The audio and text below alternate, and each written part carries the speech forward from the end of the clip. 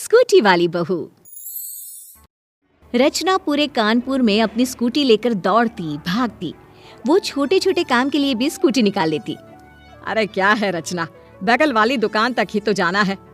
अरे अभी स्कूटी में एक एक्सीलेटर देगी तो स्कूटी दुकान पहुंच जाएगी। अरे ऐसे ही ले आना बेटा। लोग क्या कहेंगे माँ कि इनके घर में 1 किलो चीनी आती है।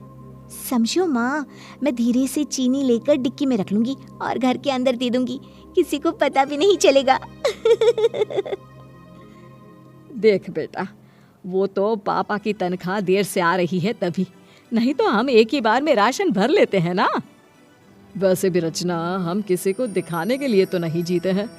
पता है पापा, मेरे पूरे सर्कल में किसी के पास स्कूटी नहीं है, सब पैदल या फिर साइकिल में कॉलेज जाती हैं। रचना के माता पिता उसकी हर बात पर स्कूटी की बात से परेशान थे। खैर, रचना की शादी हो जाती है और साथ में दहेज में जाती है स्कूटी।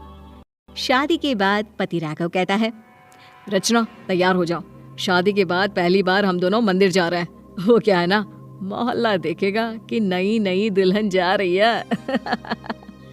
अच्छा मैं सूट पहन लेती हूँ, चुन्नी का घूंघट ले लूंगी, ठीक है ना?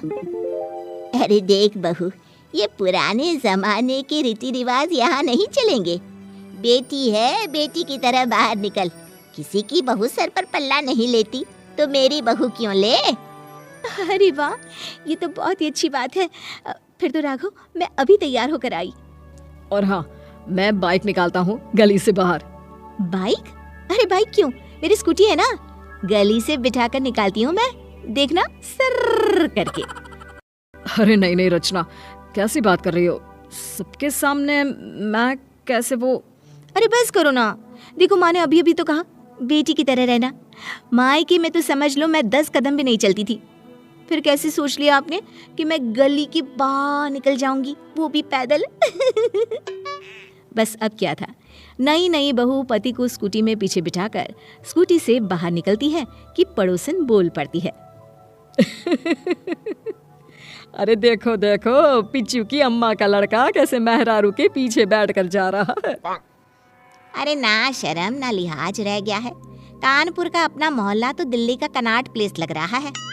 एडवांस हो गई है ना पिच्चू की अम्मा, दहेज में मोटरसाइकिल भी ली है और स्कूटी भी।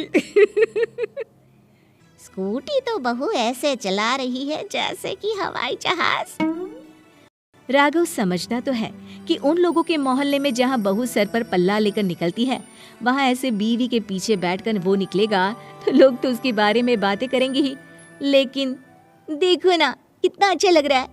पता है, मेरी तो किस्मत ही खुल गई कि मेरी शादी आपसे हुई। आप जैसे लड़के के साथ शादी करके मैं तो धन्य हो गई। इतनी आजाद तो मैं शादी से पहले भी नहीं थी। राघव भी सोचता है, कोई लड़की इतनी खुश है तो उसकी खुशी के लिए इतना तो किया ही जा सकता है। अगले रोज, अरे मैं जरा पार्क तक जा रहा हूँ, योगा किए काफी वक्त हो गया है। पिताजी मैं ना आपको पार्क तक छोड़ देती हूँ। अरे पर बेटा, वो तो पास ही में है, इतना तो मैं पैदल जा ही सकता हूँ। और वैसे भी तेरे पीछे बैठकर निकलूंगा ना तो लोग बातें बनाएंगे कि देखो बुढ़ा कैसे बहू के साथ घूम रहा है स्कूटी पर। ना बिटिया ना, मैं चला जाऊंगा। बहू तू ना मेरे लिए चाय बना कर लिया। हाँ माँ जी, लेकिन पापा जी अभी वापस आएंगे और वो कहेंगे कि। तभी ससुर जी की आवाज आती है, अरे रचना बिटिया, जरा स्कूटी तो निकाल ले, मुझे पार्क तक छोड़ा। अरे बहू, अभी तो मना कर रहे थे, अब तुरंत ही। माँ जी मेरी स्कूटी है ही ऐसी, इतनी शानदार कि हर कोई बैठना चाहता है।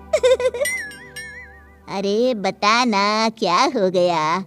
माँ जी, आज सुबह से ही बारिश हो रही है और घर के बाहर पानी भरा हुआ है, तो ऐसे में पापा जी कैसे जाएंगे गली से बाहर? पड़ गई ना जरूरत उनको मेरी स्कूटी की। बहू फर्राटा भरते हुए ससुर को पार्क छोड़कर घर वापस आती है कि पड़ोसन कहती है, अरे कल्लू की बहू, क्या तेरी माँ ने कोई संस्कार नहीं दिए? मेरी माँ ने संस्कार भी दिए हैं और स्कूटी भी। अरे दिख रहा है कैसे बेशर्म की तरह बहू होकर भी पूरी सड़क पर घूमती रहती है, शर्म नहीं आती क्या? नहीं आती। और जब मेरे ससुराल वालों को कोई समस्या नहीं है तो आप कौन होती है? हाँ हाय रे, लंबी जबान भी इतनी, अरे मजाल है तेरी कि मोहल्ले में कांता से पंगा ले ले। सुन, आज के बाद तू ये स्कूटी चलती ना दिखे, मोहल्ले की बहुओं को खराब कर देगी। बढ़िया ये स्कूटी वाली। अगले रोज रचना अपनी स्कूटी निकाल रही होती है कि माँ जी। रचना रो रही होती है कि सास बाहर आ जाती है। अरे क्या हो गया बहू, क्यों रो रही है?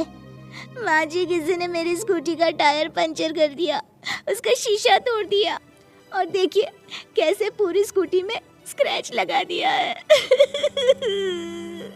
अरे रो मत बहू, मैं अभी राघव को बोलती हूँ, वो ठीक करा कर ले आएगा। लेकिन माँ जी, ये तो किसी ने जानबूझकर किया है ना, मेरी स्कूटी। पता है माँ जी, मैं कितना संभाल कर रखती हूँ इसे, बहुत प्यार करती हूँ इसे। अरे रो मत बहू, कोई बात नहीं, देख अभी ठीक हो जाएगी तेरी स्कूटी। लेकिन ऐसा कर कौन सकता है? मोहल्ले में किसी से लड़ाई हुई है क्या? रचना को कांता की बात याद आती है। हाँ माँ जी, वो कांता।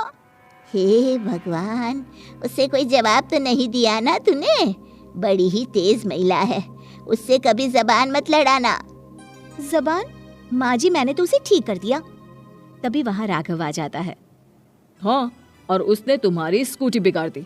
ये काम उसी का है माँ, कल इसकी लड़ाई उससे हुई थी। ये काम उसी का हो सकता है, लेकिन क्या कर सकते हैं? अब मोहल्ले में कोई बहू स्कूटी नहीं चलाती ना, तो उसे जलन हो रही होगी। बहू जो कि अपनी स्कूटी से बहुत प्यार करती थी, वो स्कूटी को टूटा फूटा देखकर दुखी हो जाती है। माँ, मैं जाकर स्कूटी ठीक करवा कर लाता हूँ, लेकिन फिर इसे घर के अंदर ही खड़ा कर देंगे। देखा, अब ये स्कूटी सड़क पर निकली तो इस स्कूटी की खैर नहीं। बढ़िया आई। नहीं नहीं, मेरी स्कूटी मत तोड़ना, मैं कभी नहीं चलाऊंगी इसे, मैं कल ही मायके में रख दूंगी। लेकिन उसी रात कांता रचना के घर का दरवाजा आधी रात को खटखटाती है। अरे कोई है? अरे कल्लू की माँ, मेरी बहू के पेट में दर्द हो रहा है, कोई उसे डॉक्टर के पास ले चलो ना। चाची, वैसे तो आपके कर्म ऐसे है नहीं कि हम आपकी मदद करें, लेकिन कोई ना, चलिए मैं मोटरसाइकिल निकालता हूँ। अरे नहीं नहीं, मेरी बहू किसी गैर मर्द के साथ नहीं जाएगी। तभी वहाँ रचना आ जाती है। चाची, मेरी स्कूटी ठीक हो गई है, अगर आपको एतराज ना हो तो। हाँ, मैं यही सोच कर आई थी कि। रचना फटाक से स्कूटी निकालती है और कांता की बहू को बिठाकर अस्पताल ले जाती है। फिर अगली शाम। रचना बहू, ये ले, मैं तेरे लिए ये मिठाई का डिब्बा लेकर आई हूँ। मुझे माफ कर दे बहू, मैं समझ चुकी हूँ कि बहू और बेटे में कोई फर्क नहीं होता। तो इसी बात पर चले गोलगप्पे खाने? हाँ, लेकिन तेरी स्कूटी पर बैठकर। हाँ।